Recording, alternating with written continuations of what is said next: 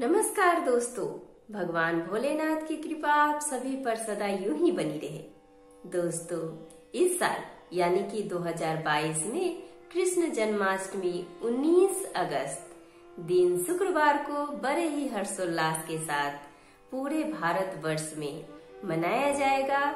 इस दिन को भगवान श्री कृष्ण का जन्म हुआ था। दोस्तों, भगवान श्री कृष्ण का जन्म भाद्रपद के कृष्ण पक्ष की अष्टमी तिथि को मनाया जाता है। दोस्तों, ऐसा माना जाता है कि यह व्रत पाप नाशक होता है।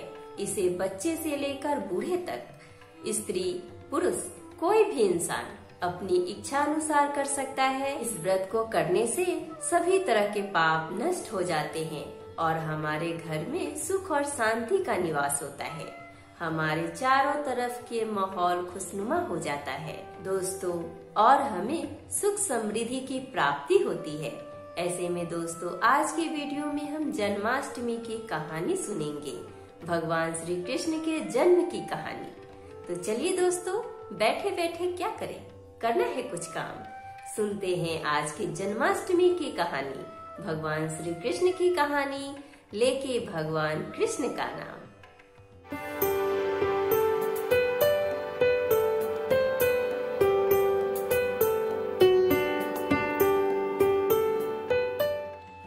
नमस्कार दोस्तों, मैं शिल्पी आप सभी का स्वागत करती हूँ अपने YouTube चैनल कथा कहानी शिल्पी की जुबानी में। दोस्तों, इस चैनल के माध्यम से मैं आप सभी को हर तरह की कथा और कहानी सुनाऊंगी। दोस्तों, अगर आपको मेरी तरह कथा और कहानी सुनना पसंद है तो प्लीज हमारे चैनल कथा और कहानी को सब्सक्राइब कर लीजिए।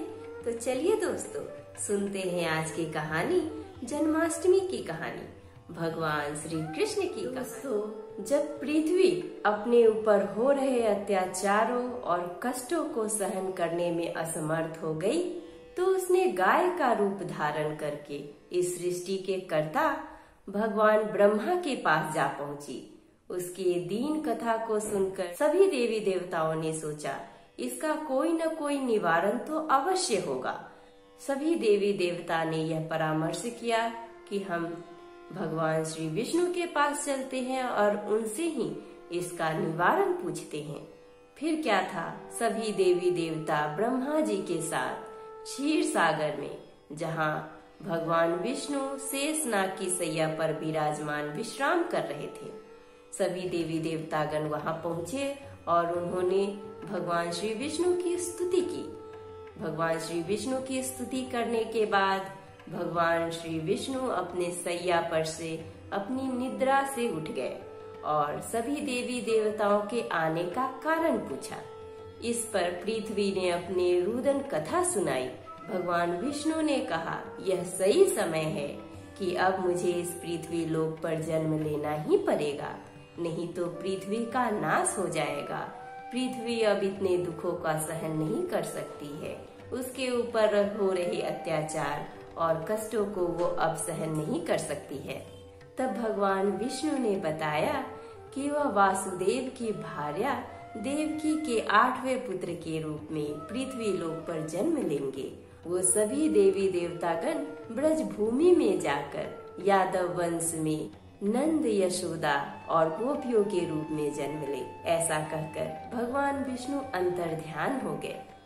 उनके अंतर्ध्यान होने के बाद सभी देवी देवतागण ब्रज भूमि में जा पहुँचे। भूमि में यादव वंश में नंद, यशोदा और गोपियों के रूप में जन्म लिए। इधर कुछ समय बीतने के बाद देवकी और वासुदेव का विवाह कंस ने बड़े ही धूमधाम से रचाई। कंस की एक ही बहन थी जिसका नाम देवकी था। वह अपनी बहन को बहुत प्यार करता था। यही कारणवश वह उसे विदाई के लिए गोकुल नगर ले जाने के लिए अपने रथ में बिठाकर उसे ले ही जा रहा था कि रास्ते में आकाशवाणी हुई कि रे मूर्ख, तू जिस बहन को इतना प्यार करता है उसी का 8वां पुत्र तुम्हारे विनाश का कारण होगा। आकाशवाणी की बात सुनते ही कंस गुस्से से झल्ला उठा और उसने अपने ही तलवार से अपनी प्यारी बहन का सर धड़ से अलग करने के लिए तलवार निकालकर उसके ऊपर रख दिया। वासुदेव ने उसकी इस बात का विरोध किया। उसने कहा, तुम इस तरह से एक निर्दोष अबला नारी पर प्रहार नहीं कर सकते हो। वह एक मायने में तुम्हारी बहन भी है। अगर तुम्हें उसके होने वाले बच्चे से कोई परेशानी है तो मैं तुम्हें वचन देता हूँ कि जैसे ही हमारा पुत्र होगा हम तुम्हें सौंप देंगे।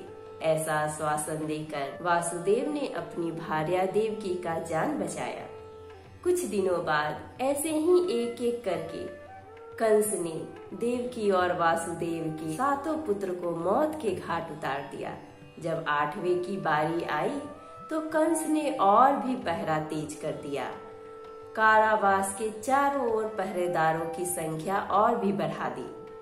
पर भगवान कृष्ण की लीला कौन जानता है भला। जब भगवान कृष्ण लीलाधर ने जन्म लिया तो चारों तरफ रोशनी ही रोशनी फैल गई। पूरा कारावास रोशनी से भर गया और उस रोशनी में जितने भी पहरेदार थे सभी बेहोश हो गए और कारावास का सारा दरवाजा अपने आप खुल गया।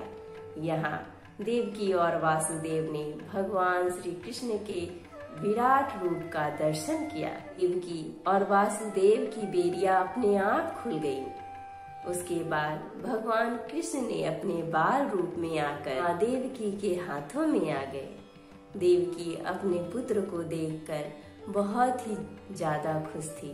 देवकी अपने पुत्र को देखकर ममता से बहुत ही खुश थी और रो रही थी कि पता नहीं कंस उसके 8वें पुत्र को भी मार देगा। भगवान वासुदेव ने बाल रूप में आए श्री कृष्ण को एक टोकरी में लिया और उसे अपने माथे पर रखकर कारावास के हर खुले दरवाजों को लांघते हुए यमुना नदी के तट पर पहुँचे। यमुना नदी में बहुत ही तेज तूफान था।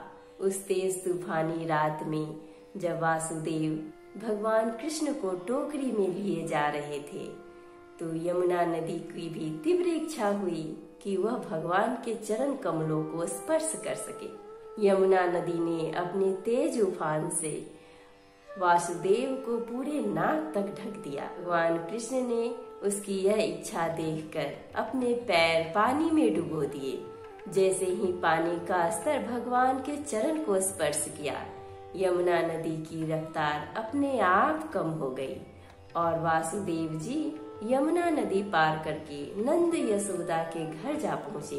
वहाँ भी दरवाजा खुला हुआ था। यशोदा माँ सोई हुई थी बड़ी ही गहरी निंद्रा में और उनके सामने एक कन्या पड़ी हुई थी। वासुदेव जी ने टोकरी में से कृष्ण को निकालकर यशोदा माँ के पास सुला दिया और उस सोई हुई कन्या को अपनी टोकरी में रखकर वापस कारावास की तरफ आ गए। जैसे ही वासुदेव कारावास में घुसे वैसे ही सारे दरवाजे अपने आप बंद हो गए और वहाँ पहरेदारों की भी निद्रा खुल गई। और जैसे ही पहरेदारों की निद्रा खुली उन्होंने पाया कि बच्चे की रुदन की आवाज आ रही है। उन्हें दौड़ते हुए कंस को यह समाचार सुनाई। कंस जैसे ही जाना कि देवकी के 8वें पुत्र का जन्म हो गया है तो उसने बिना देरी किए हुए कारावास में आ गया और जैसे ही उसने कन्या रत्न को देखा तो वह समझ गया कि उसके साथ कुछ तो छल हुआ है। पर जैसे ही वह उस कन्या रत्न को पत्थर पर पटकता उसके हाथ से उछलकर वह एक देवी का अवतार लेकर आकाश में जा पहुंची और बोली, रे मूर्ख, तू मुझे क्या मारेगा? तुझे मारने वाला इस धरती पर जन्म ले चुका है। उसकी बात सुनकर कंस को रहा न गया। वह गोकुल में जन्मे हर एक उस बच्चे को जो उस दिन जन्म लिया था सभी को अपने सैनिकों के द्वारा मरवा दिया। उसकी क्रूरता का कोई सीमा न रहा। ऐसे ही भगवान कृष्ण अपने बाल लीला से युवा अवस्था तक बहुत से राक्षसों और बहुत से दुष्टों को इस धरती पर से नाश किया और अपने भक्तों और इस पृथ्वी को दुराचारियों के भय से भय मुक्त किया। दोस्तों, अगर आपको जन्माष्टमी की यह कथा पसंद आई हो तो प्लीज कमेंट बॉक्स में कमेंट करके हमें जरूर बताइएगा। दोस्तों, अगर आपकी भी कोई कथा और कहानी सुनने की इच्छा है तो प्लीज हमें कमेंट बॉक्स में कमेंट करके जरूर बताइएगा। तो चलिए दोस्तों, मिलते हैं अपने अगले वीडियो में। तब तक के लिए धन्यवाद।